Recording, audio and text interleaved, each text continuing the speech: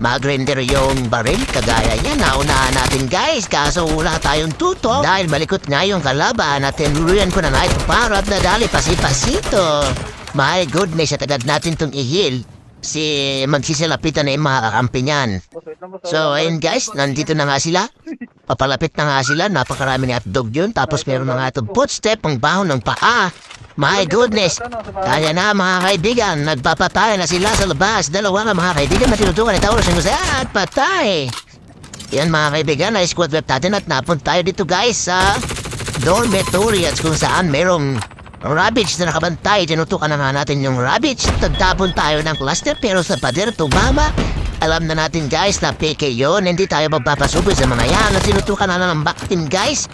My goodness, pag meron ka talagang backslide, di mo talagang basta-basta napapatay ang laban. Yun guys.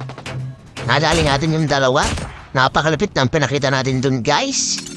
So meron pa nga ditong kalaban sa taas.